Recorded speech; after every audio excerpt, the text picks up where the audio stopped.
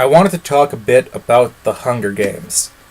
Now, Fathers Morris, Barron, and Catfish have all spoken more aptly than I'm going to be able to about the Hunger Games and its religious philosophical implications, but this is an inherently narcissistic medium, so I'm going to go right ahead and add my 2 cents anyways.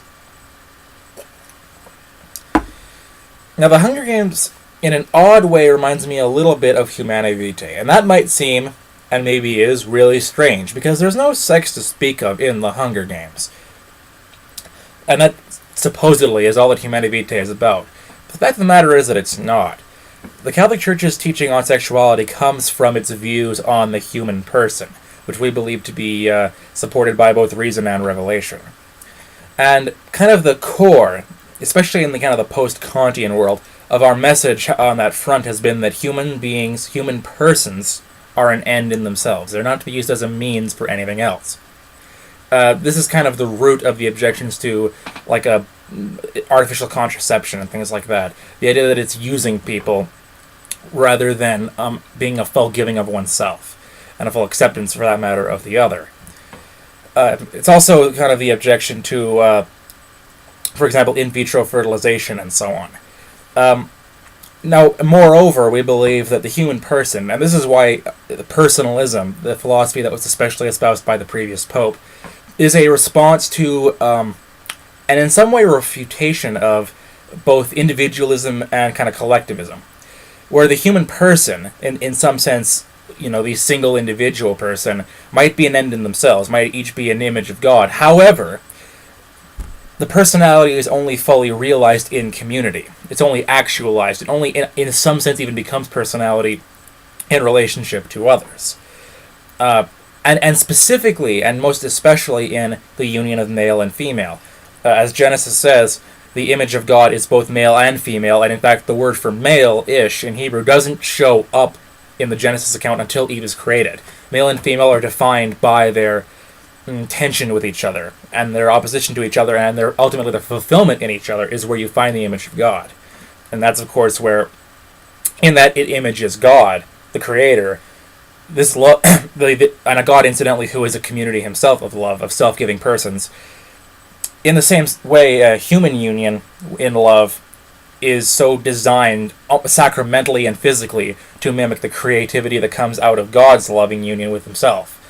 And that's where we get children. Again, this is where the objection to, even though abortion and in vitro fertilization and artificial birth control especially might seem like the exact opposite. In one case you're having sex without the intent of procreation, in one you're having, birth without any sex. But the problem with both of them is that they're pulling these two things out of their context that are meant to be united, that the language of the body says are united.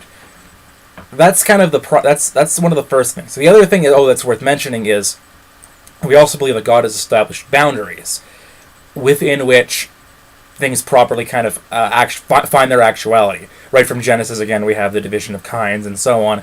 Throughout the Old Testament law, we have a lot of emphasis on what you'd call kind of a kind of segregation.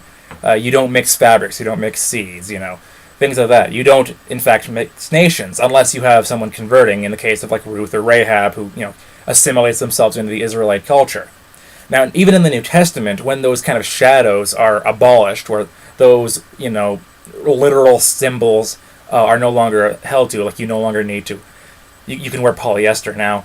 The kind of reality behind them is still upheld. Come out ye from among them and touch not the unclean thing. There's still supposed to be a very clear division. You find this especially in like the Gospel of John and his epistles.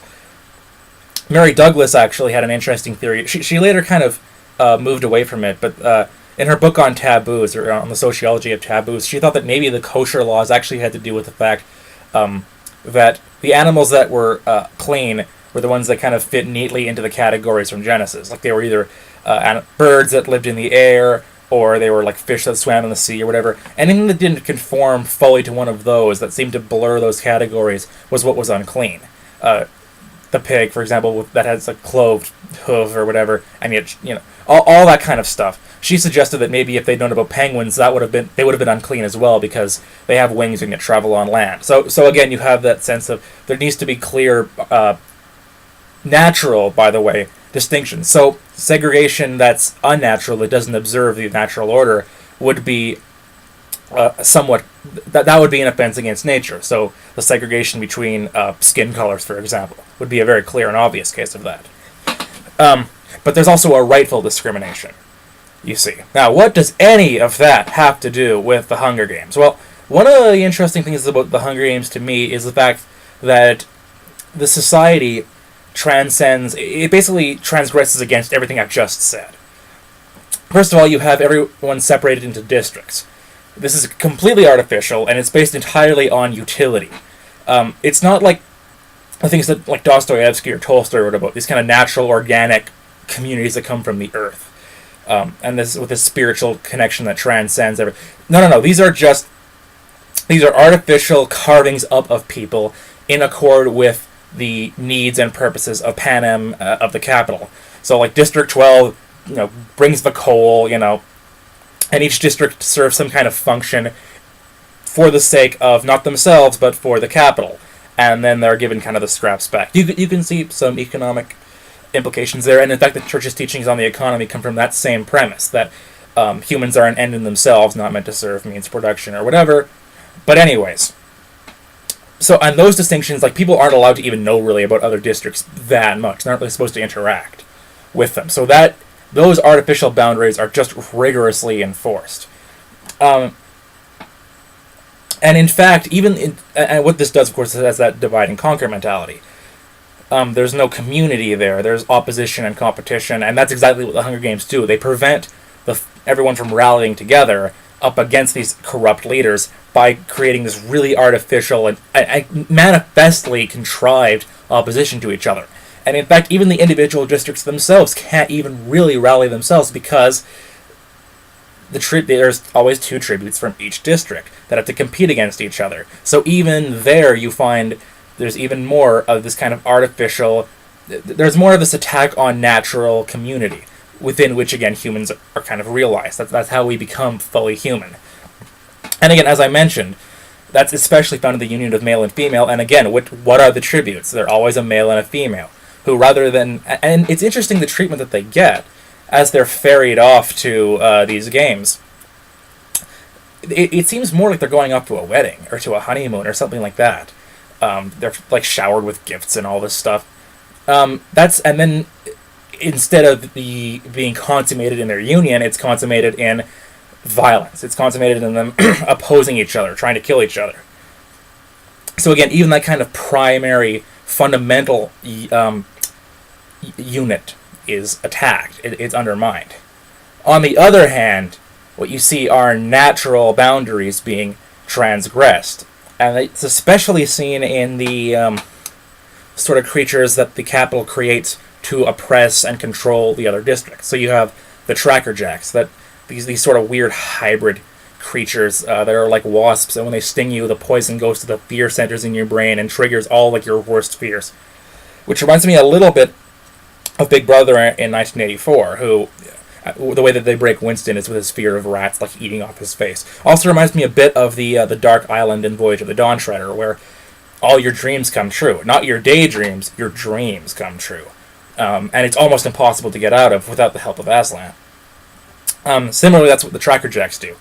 The Mockingjay, who, one of the books in the series is actually titled after, is also a hybrid of this bird that was like synthetically created, mating with the mockingbird.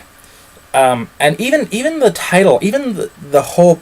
It's always interesting to look at the titles of science fiction and fantasy stories.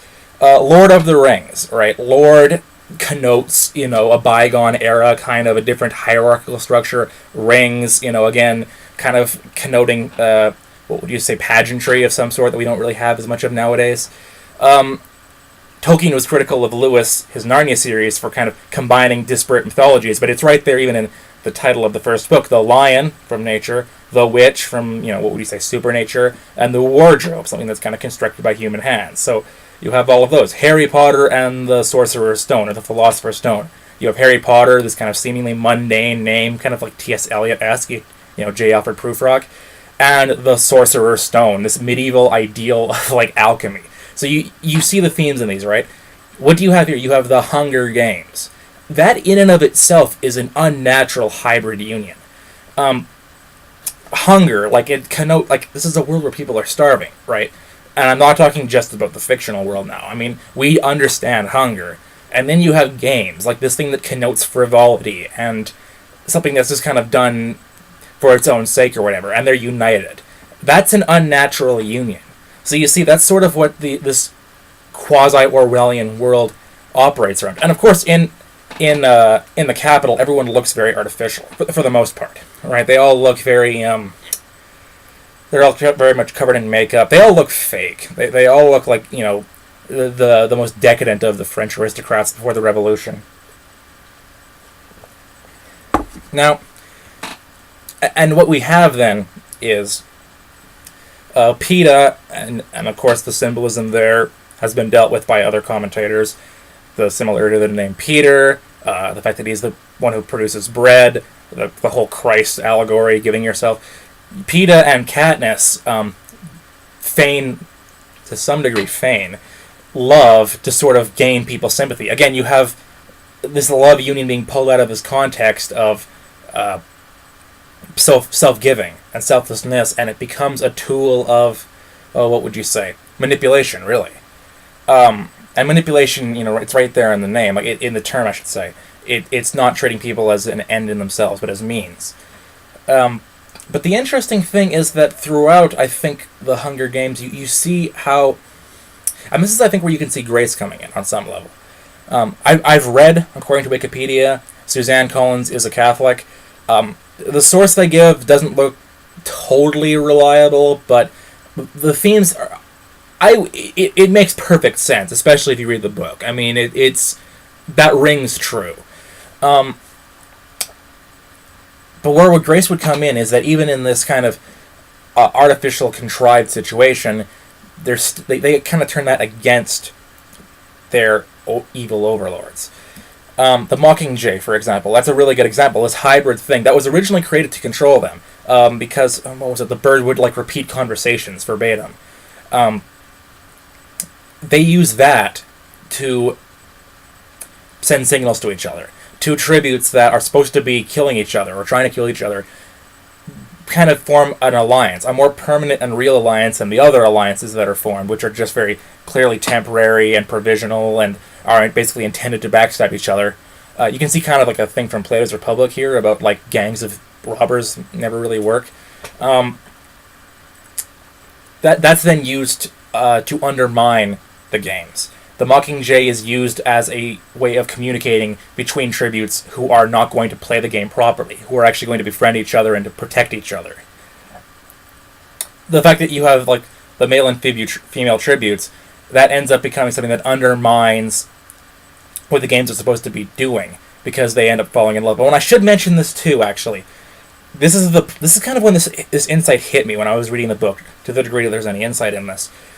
It's near the end when they send out these wolf-like creatures to try to kill the remaining tributes, and they're very feral, but they also look vaguely human. And Katniss realizes that they're synthetic creations from previous dead tributes. They have the eyes and the mannerisms of other tributes that were killed.